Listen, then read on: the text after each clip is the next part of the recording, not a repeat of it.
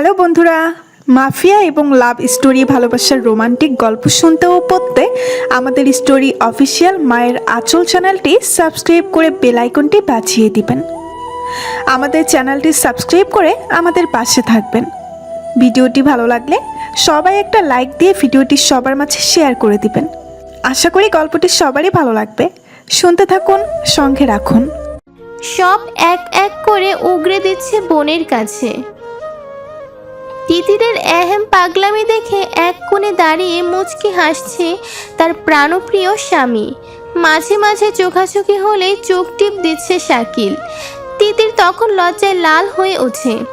সকাল থেকে দুজনের মাঝে এরূপ খুনসুটি চলে আসছে। তিতিরকে ভীষণ খুশি দেখাচ্ছে। বাবা মা দাদা দাদি তিতিরের এই হাসিপূর্ণ মুখখানা দেখেই যেন শান্তি পেলেন। প্রত্যেক বাবা মায়েরই আক্ষেপ থাকে তাদের মেয়ের জীবনের আনন্দ কিংবা খুশি নিয়ে। তাদের দুশ্চিন্তা থাকে তাদের মেয়ে কি স্বামী বাড়িতে যথেষ্ট আনন্দে থাকবে যতটা তাদের কাছে ছিল। এই দিক থেকে বাবা মায়ের মন সার্থক হলো মেয়ের হাস্যজ্জ্বল মুখখানা দেখে। সার্থক যেন ঈশাও। অমন একটা ঘটনাকে মনে রেখে যে তার আপা তার সুন্দর ভবিষ্যৎটা কুৎসিত করে ফেলেনি, এটাই তো যথেষ্ট ওর জন্য। আসতে কোনো অসুবিধা হয়নি তো? জিজ্ঞেস করলো তিতির। তুতুন কাঁদো কাঁদো মুখ করে বলল, অসুবিধা হয়নি আবার? জানো আমি কত অসুস্থ হয়ে পড়েছি। তুতুনের কাঁদো কাঁদো মুখখানা দেখে বড্ড মায়া হলো ঈশা এবং তিতিরের। দুজনেই একসাথে কাছে এনে আদর করতে লাগলো তুতুনকে। তিতির বলল, ইস, আমার ছোট পাখিটা কত কষ্ট পেল আমার জন্য। তুতুন বুঝদার মেয়ে, আপার মন খারাপ হলে তার আরও খারাপ লাগবে, তাই নিজেকে শক্ত দেখিয়ে বলল, আরে ধুর, ওই কষ্ট কিছুই না আপা। তোমাকে দেখার জন্য আমি এমন হাজার কষ্ট মুখ বুজে সহ্য করব। শুনে হেসে উঠল ঈশা এবং তিতির। তিতির হাসি মুখেই তুতুনের কপালে চুমু খেয়ে বলল, কত ভালোবাসে আমার পাখিটা আমাকে, দেখছিস ইস্যু? কি ব্যাপার শালিকা, তুমি নাকি গাড়িতে অসুস্থ হয়ে পড়ছো? উপস্থিত হলো শাকিল, আরব এবং শ্রাবণ। তুতুন মুখ তুলে তাকালো শাকিলের পানে। এখন তার লজ্জা লাগছে। সবাই কেন তার অসুস্থতা নিয়ে পড়ে রইল। শাকিলের প্রশ্নের পিছে আরব বলে উঠল, বলেই হাসতে লাগলো তারা। তুতুন লজ্জা পেয়ে আবারও তার আপাকে জড়িয়ে ধরে বসে রইল। বলে শব্দ করে হেসে উঠল এক ঝাঁক ছেলে, শাকিলের বন্ধুরা এবং কাজিনরা। তানে সবেই একটা মিষ্টি তুলো মুখে দিবে বলে। তার মাঝে এহেমবাণী ভেসে আসাতে চোখ বড় বড় করে তাকালো সম্মুখে। বড্ড মিষ্টি পাগল সে, মিষ্টি দেখলেই অস্থির হয়ে যায়। পুনরায় ভেসে এলো কথাটা। তানি লজ্জায় লাল হয়ে উঠল। মিষ্টি এখন আর তার গলা দিয়ে নামবে না। এরা কি শুরু করলো? লজ্জায় পড়ে মিষ্টির বাটিটা রেখে একটা মিষ্টি হাতে নিয়েই দৌড়ে পালালো ওখান থেকে। পেছন থেকে হো হো করে হাসির শব্দে ভেসে আসছে ক্রমশ। মাগো, ঝড়ের গতিতে কিছু একটা তেড়ে আসতেই হুমড়ি খেয়ে নিচে পড়ে গেল ঈশা। সেই সঙ্গে আসমানি রঙের সুন্দর শাড়িটাতে বেশ খানিকটা মিষ্টির ঝোল লেগে গেল। হাঁ করে তাকালো সে সম্মুখ পানে। মুখে হাত চেপে মৃদুস্বরে চিৎকার করে উঠল তানি। ঈশার পড়ে যাওয়াতে নয়, বরং তার খেতে না পারা মিষ্টিটা মাটিতে গড়াগড়ি খাওয়ার কষ্টে। ঝাঁপিয়ে পড়ল নিচে। ঈশা প্রথমে খুশি হয়ে গিয়েছিল এটা ভেবে যে তানি হয়তো তাকে তুলবে, কিন্তু না, ঈশাকে সম্পূর্ণ ভুল প্রমাণ করে দিল ক্ষণেই।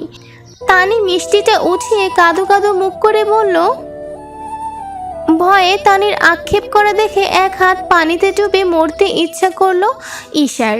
নিজের অবস্থা দেখে এবার সে হাসবে না কাঁদবে তাই বুঝে কুলাতে পারছে না। শিট, আপনি পড়ে গেলেন কিভাবে? একজোড়া হাত টেনে তুলল ঈশাকে। ঈশা বারণ করার আগে সে নিজেকে দাঁড়ানো অবস্থায় আবিষ্কার করলো সামনে দাঁড়িয়ে আছে কেউ। ঈশা ভ্রু কুঁচকে তার পানে তাকাতেই প্রদর্শিত হলো এক যুবকের মুখশ্রী।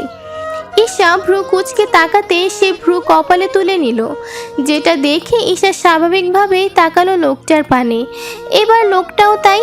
ঈশা গলা খাকারে দিয়ে বলল, ধন্যবাদ। এই বলে শাড়ির আঁচলটা ঝাড়তে ঝাড়তে চলে যেতে নিলে লোকটা পিছু ডাকে তার। আপনি ঈশানী তাই না? কেন? আমার নাম দিয়ে আপনার কাম কি? গলার স্বর রুক্ষ করে বলল ঈশা। লোকটা আমতা আমতা করে বলল, না মানে আপনাকে শাকিলের বউয়ের ছবি দেখার টাইমে দেখছিলাম, তখন নামটা জেনেছি। আপনার ছবি আপনি কি করে দেখলেন? ও সরি, পরিচয় দিতে ভুলে গিয়েছি। আমি আলভি, শাকিলের বেস্ট ফ্রেন্ড। পুনরায় ভ্রু কুচকাল ঈশা। আপনাকে তো বিয়েতে দেখিনি। জি জি, আমি ইম্পর্টেন্ট কাজের জন্য আটকে পড়েছিলাম। বাই দ্য ওয়ে, আমি থাকলে কিন্তু বাকিদের এত চুলকানি চুবানি খাওয়াতে পারতেন না। ঈশা হেসে উঠল, ভাব নিয়ে বলল, ঈশাকে মাত দেয়া এত সহজ নয় মশাই। আপনি কেন, আপনার মতো আরো 10 আপনি এলেও বরপক্ষের হারা তো লেখাই ছিল। এই বলেই ভাবটা বজায় রেখে চলে গেল ঈশা। আলভি ঈশার যাওয়ার পানে বাঁকা নজরে তাকিয়ে রইল, মনে মনে হেসে বলল, ফাইনালি পাখির খাঁচার দিকে অগ্রসর হলো। সাদা শরীরটা দেখিয়ে পুরুষের দৃষ্টি আকর্ষণ করছিস নাকি? আন্টি, আপনাদের ওয়াশরুমটা কোন দিকে? শাকিলের মায়ের সঙ্গে দেখা হলো ঈশার। শাড়িতে মিষ্টির ঝোলটা ভালোভাবেই মেখেছে, এখনই না ধুতে পারলে আঠালো হয়ে থাকবে। ডান দিকে গিয়ে একটা রুম পাবে মা, ওখানেই। জি ঠিক আছে। ভদ্রমহিলার দেখানো রাস্তাতেই চলে গেল ঈশা। তিনি যেভাবে বললেন সেভাবেই দেখা মিলল ওয়াশরুমের।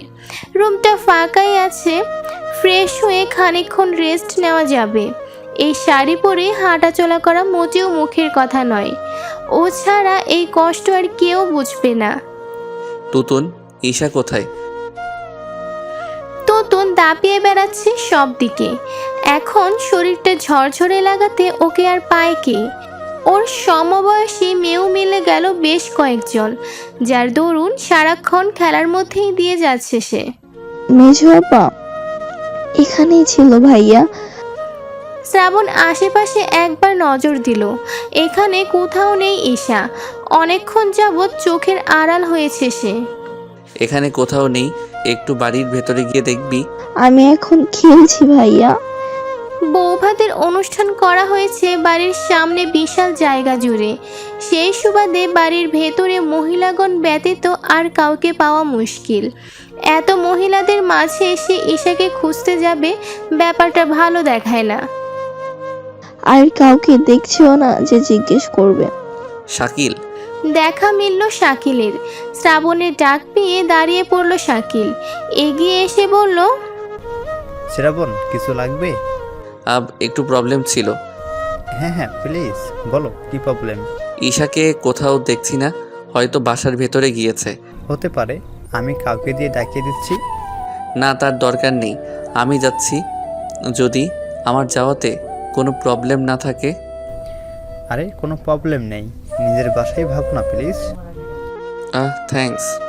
মৃদু হেসে। Any time bro.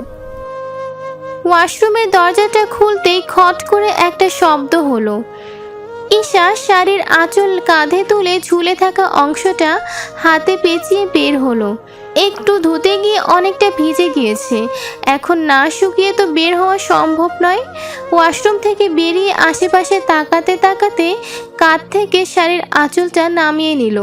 কখন কে কোথা থেকে এসে পড়বে বলা যায় না। উপরে তাকিয়ে দেখলো ফ্যান আছে, তাই চটজলদি সুইচ টিপে ফ্যানের নিচে এসে দাঁড়ালো। শাড়ির আঁচলটা ঝাড়তে ঝাড়তে সময় ব্যয়ের খাতিরে পাশে তাকাতেই চমকে উঠল অপ্রত্যাশিত কাউকে দেখে। আলভি দরজার সাথে হেলান দিয়ে এক মনে তাকিয়ে আছে ঈশার পানে। ঈশা চটজলদি নিজের শাড়ি ঠিক করে নিয়ে বিরক্ত স্বরে বলল, এ কি আপনি আপনি এখানে কি করছেন? ঈশার বিরক্তিভাবে আলভির তেমন হেলদোল দেখা গেল না। সে একইভাবে তাকিয়ে রইল ঈশার দিকে। তার দৃষ্টি বিচরণ করছে ঈশার দেহে। ঈশা অস্বস্তিতে পড়ে গেল। শাড়ি এপাশ ওপাশ টেনে টুনে ঠিক করে পুনরায় বলে উঠল আলভির উদ্দেশ্যে, তবে এবার একটু রাগী গলায়। কি সমস্যা, এখানে কি চাই? এবার আলভির হোশ ফিরে নড়ে চড়ে উঠে সোজা হয়ে দাঁড়িয়ে ঘোর লাগা নয়নে তাকালো ঈশার পানে, ফের বলল, আপনি এত সুন্দর কেন? আমার চোখ ফেরানো দায় হয়ে যাচ্ছে ম্যাডাম। চেতে গেল ঈশা। কারোর পারমিশন ছাড়া এইভাবে কারোর ঘরের সামনে এসে অসভ্যের মতো তাকিয়ে থাকা মোটেও ভদ্রতার লক্ষণ নয়। সে আরও বিরক্তি নিয়ে বলল, কোনো দরকার? জি, অনেক দরকার। এই বলে রুমের ভেতর ঢুকে গেল আলভি। ঈশা ভড়কে গেল, রাগ বিরক্তি এক করে বলল, কি সমস্যা, ভেতরে আসছেন কেন? আপনাকে একটা কথা বলতে চাই। এই বলে ঈশা আলভির পাশ কাটিয়ে যেতে নিলে আলভি পুনরায় বলে উঠছে, শুধু আপনাকে না, আমি আপনার ফ্যামিলির সাথেও কথা বলবো যদি দরকার হয়। ঈশা দাঁড়িয়ে পড়ল, মহা বিরক্তি নিয়ে বলল, মানে? আপনি ভীষণ সুন্দর, একদম আমার মনের মতো।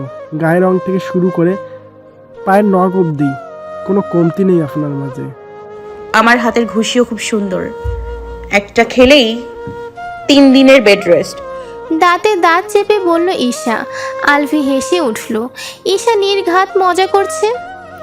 ফট করে বলে বসলো আলভি, আপনি রাগলেও কিন্তু আপনাকে অনেক ভীষণ সুন্দর লাগে। আর কিছু? আমি আপনাকে বিয়ে করতে চাই। ঈশা ভ্রু কুঁচকে তাকালো আলভির পানে, তেতে ওঠা গলায় বলল, আমি আপনাকে কেন বিয়ে করতে যাব? কারণ আমিও অনেক সুন্দর। শখানেক মেয়ে আমার জন্য পাগল, শখানেক মেয়ে বিয়ে করতে চায় আমাকে। আমি হ্যান্ডসাম, ভালো জবাব আছে, মোটা অঙ্কের মাইনে। প্লিজ থামুন, আগে এই যে গোবর ঠাসা মাথাটা পরিষ্কার করুন। ভালো লুক, ভালো জব, আর কি শখানিক মেয়ে আপনার পেছনে ঘুরঘুর করে, ব্যাস, আর কিছু না। আপনি কেমন মানুষ, ভালো নাকি খারাপ এগুলোর তো কোনো প্রয়োজনই পড়ে না, তাই না? ভালো লুক, ভালো জব আর মোটা অঙ্কের মাইনে পেলেই যে কোনো মেয়ে হাতের তুড়ি বাজাতেই আপনাকে বিয়ে করতে রাজি হয়ে যাবে। এটাই ভাবেন তো? আগে দেখান আপনি মানুষটা কেমন। শো অফ না করে আগে ভালো মানুষ হবে, আগে ভালো মানুষ হতে হবে। কি বললাম? ভালো মানুষ, বুঝলেন? আপনার দেখি ভালো দেমাগ, কি রূপের অহংকার নাকি? আপনার মতো গাধারা বুঝবে না, বাদ দিন। আমাকে গাদা বললেন কেন? আলভির মুখের রং পাল্টে গেল ঈশার কথাটা শুনে। তেতে উঠে খপ করে ঈশার হাতটা চেপে ধরে রাগান্বিত কণ্ঠে বলল, কি সাহস আপনার! সাহসের দেখলেন কি? মেয়ে মানুষ বলে ভালোভাবে কথা বলছিলাম আপনার সাথে, আর কিন্তু তা হবে না। আলভি এক পা এগোলো ঈশার পানে, ভাবলো ঈশা হয়তো টলবে তার জায়গা থেকে, কিন্তু না, ঈশা 1 ইঞ্চিও নড়ল না। আলভি তা দেখে গলা মোটা করে বলে উঠল, খুব ভাব তাই না আপনার? ভাব। ঠাস করে এক বিকট শব্দ হতে 2 পা পিছিয়ে পড়ল আলভি। গালে হাত চেপে হাদার মতো তাকিয়ে রইল সম্মুখে।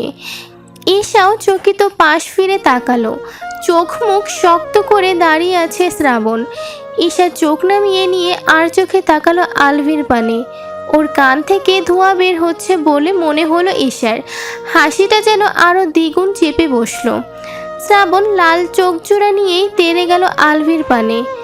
আলভি ও মাগো বলে চেঁচাতে চেঁচাতে পিছিয়ে পড়ল 2 পা। ওর চেঁচানো দেখে আর এগোতে পারল না শ্রাবণ, ওখানেই দাঁড়িয়ে পড়ল সে। আলভির মুখ কাঁদো কাঁদো হয়ে উঠল, কুকিয়ে বলে উঠল, আমাকে মারবেন না প্লিজ। শ্রাবণ এবার রাগী নয়, প্রশ্নবিদ্ধ মুখ করে তাকালো আলভির পানে। ভ্রু কুঁচকে বলল, কেন? আলভি আমতা আমতা করছে, চোখে জল যেন চিকচিক করছে। ফের বলল, না ভাইয়া প্লিজ মাইরেন না। কেন? পুনরায় কঞ্চিত ভ্রু করে শুধালো শ্রাবণ। আলভি এবার ফুপিয়ে উঠল, বলল, মা সবসময় কথা বলার আগে মেরে নেয় ভাই। 100 বার মারা উচিত। এরকম কুলাঙ্গারকে মারবে না তো কাকে মারবে? এবার আমার হাতেও মার আছে তোর জন্য, এদিকে আয়।